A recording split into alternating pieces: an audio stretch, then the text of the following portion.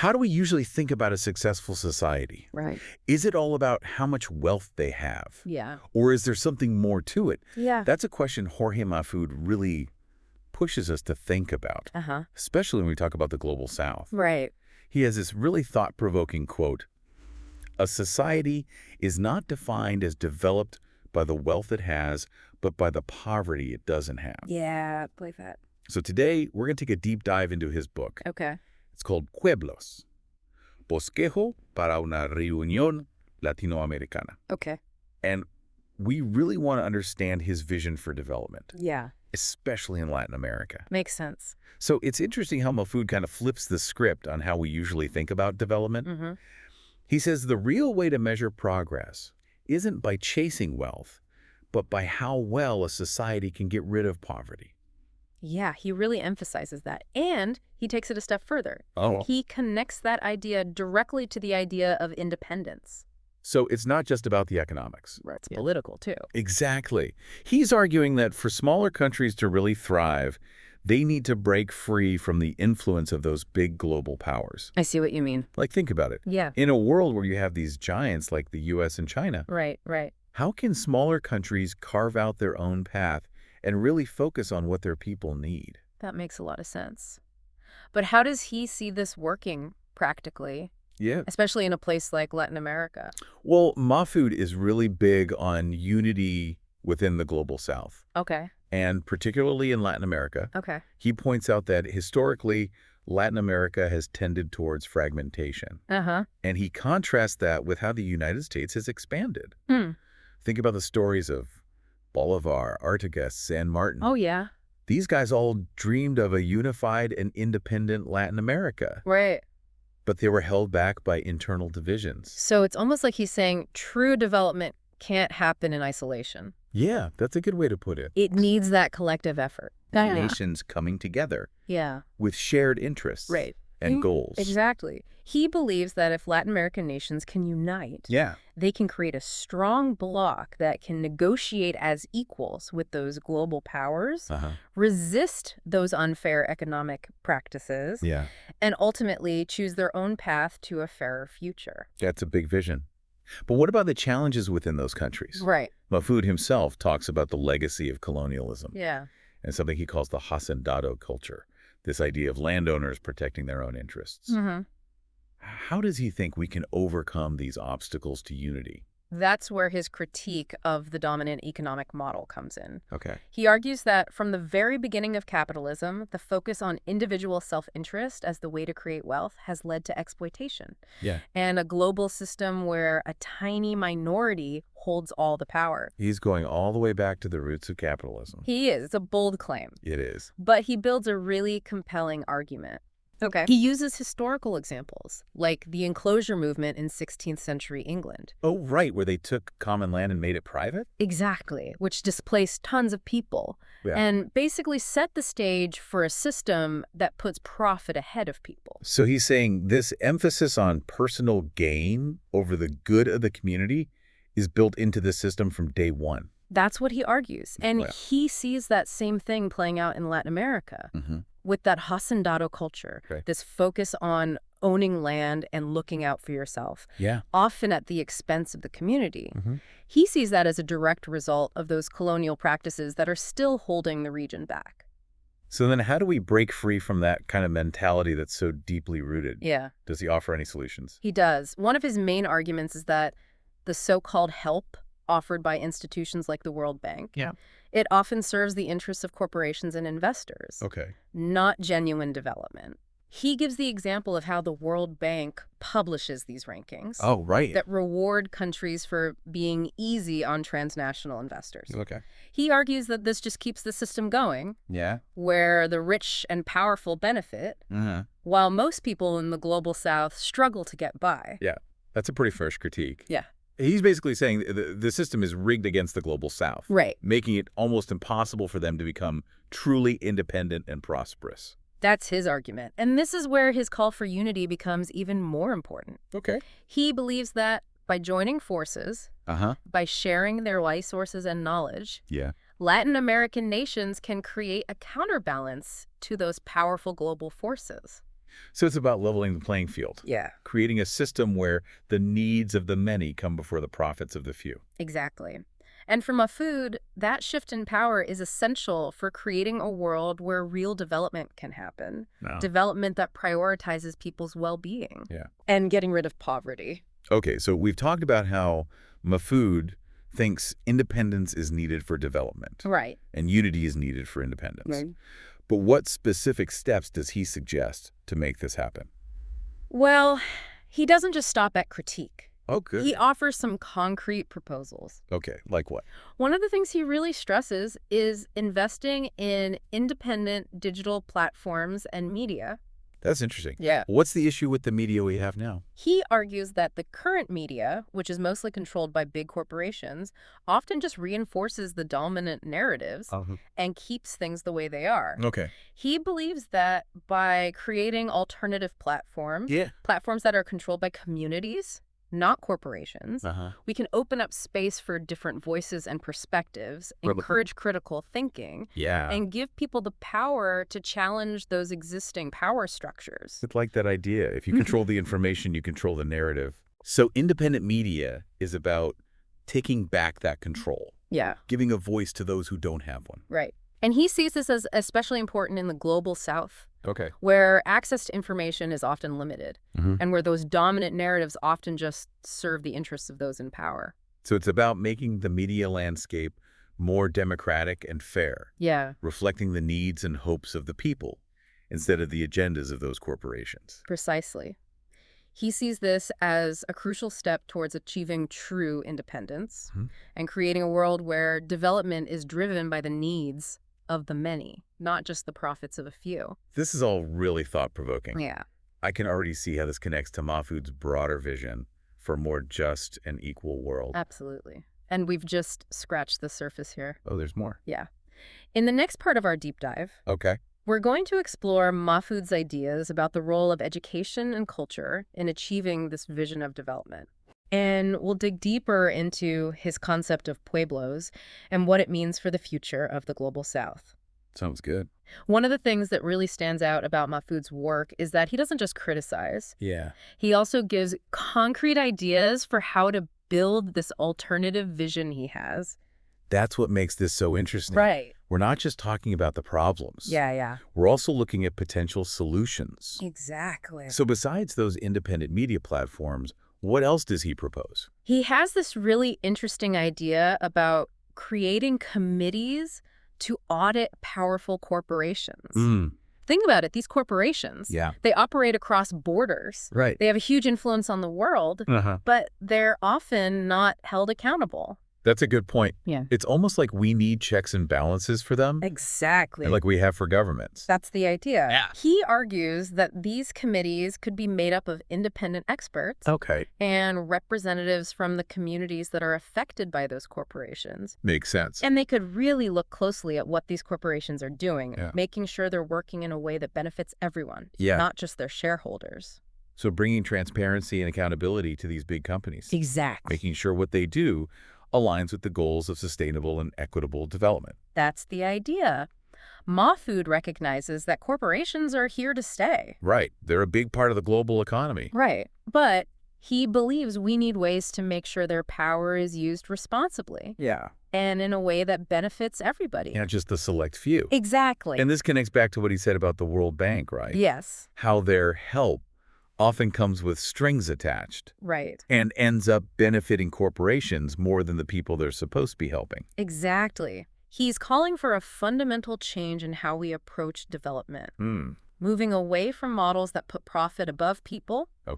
And towards a system that prioritizes the well-being of communities and the planet. It makes me think about the role of education in all of this.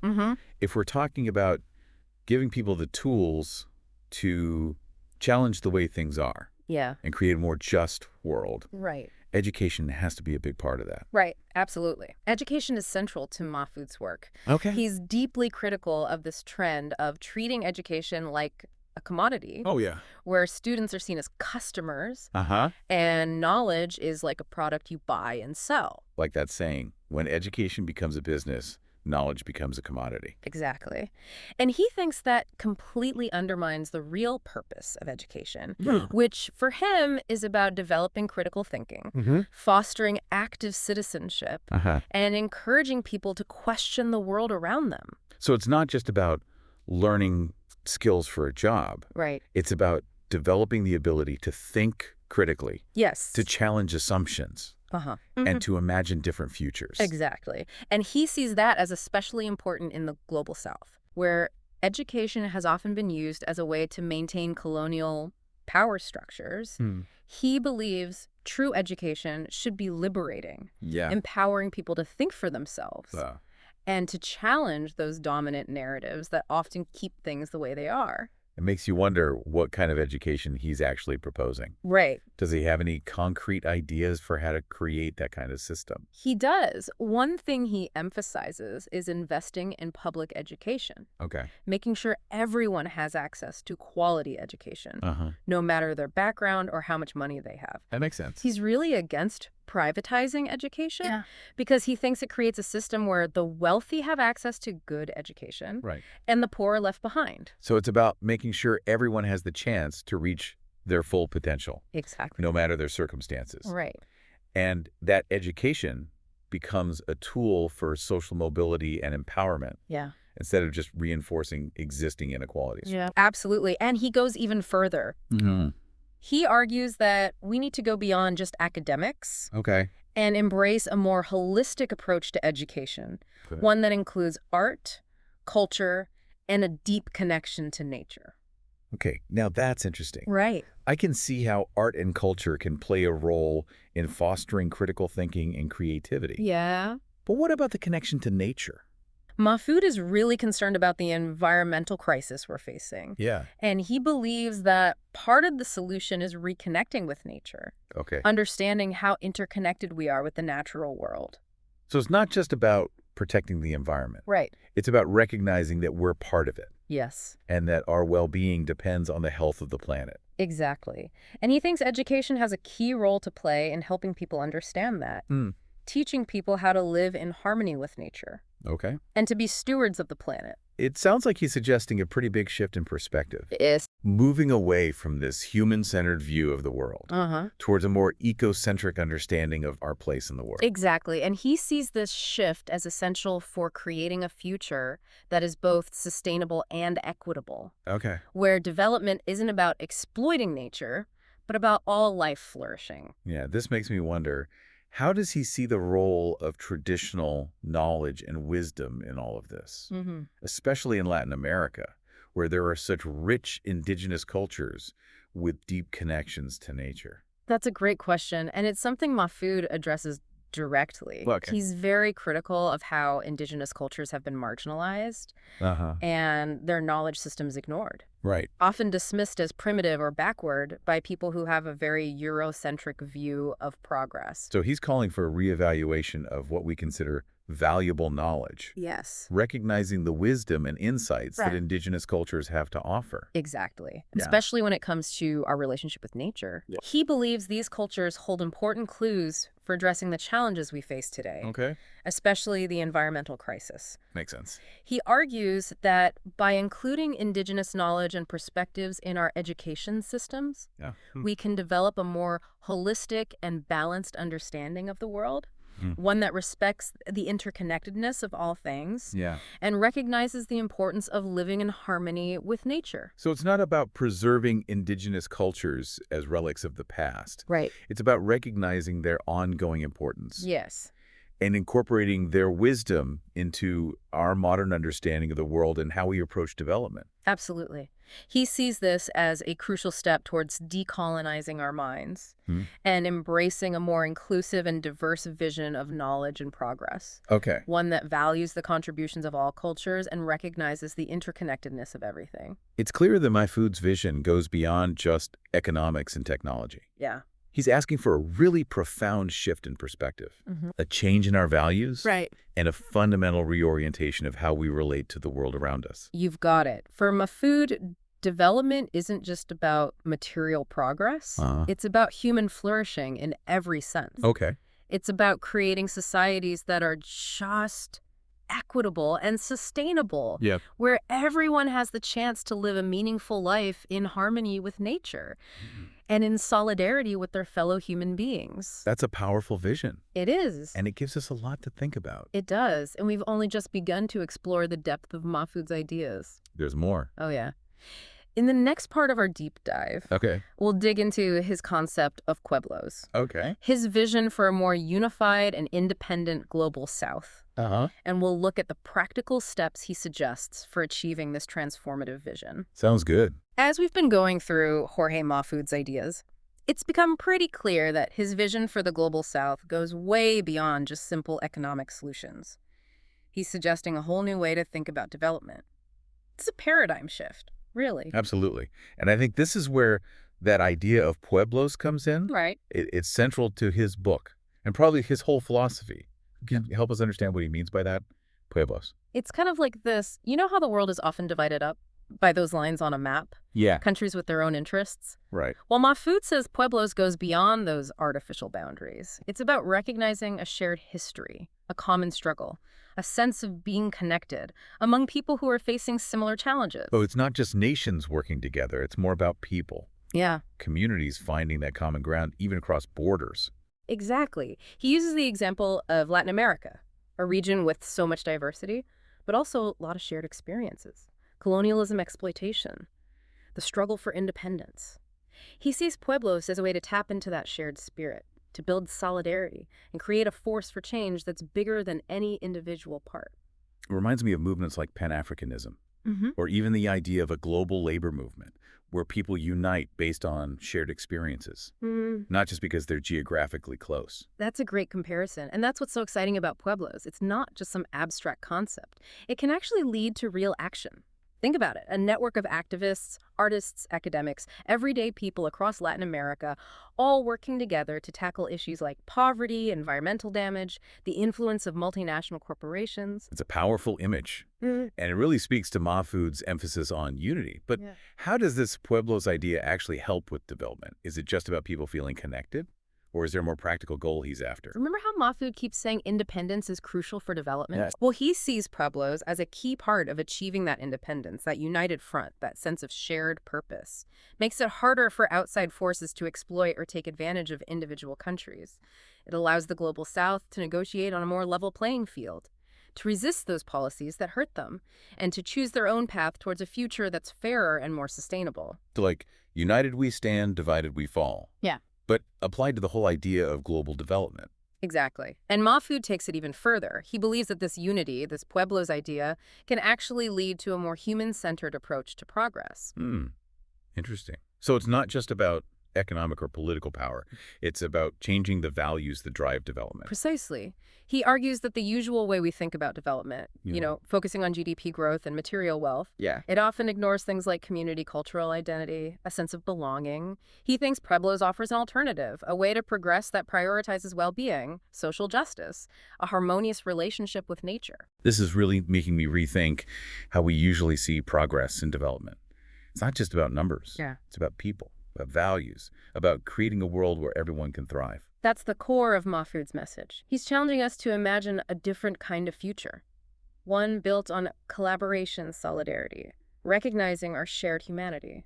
As we wrap up this deep dive, I have to ask, does Mahfoud give any specific steps on how to actually cultivate this sense of pueblos? It's such a big idea. How do we make it a reality? He does. Remember when we talked about independent media, auditing corporations, transforming education? Those are all part of building that Pueblos mentality. He also talks about the importance of supporting those grassroots movements, creating spaces for dialogue and collaboration across borders, and encouraging cultural exchange. So it's about weaving all these things together. Education, culture, activism, technology. Create this feeling of interconnectedness. A shared purpose that can really drive change. Exactly. He's not giving us a simple set of instructions, but rather a set of guiding principles, a call to action for people to come together and create the world they want to see. That's a powerful way to put it. And I think it's a great note to end on. Mahfoud's work reminds us that there's another way, a world that puts people and the planet first, a world where development is truly about human flourishing. It's a challenging vision, for sure, but it gives us hope and inspiration. In a world that can often feel pretty cynical and hopeless, It reminds us that we all have a part to play, and that by working together, embracing our shared humanity, we can build a better future for everyone.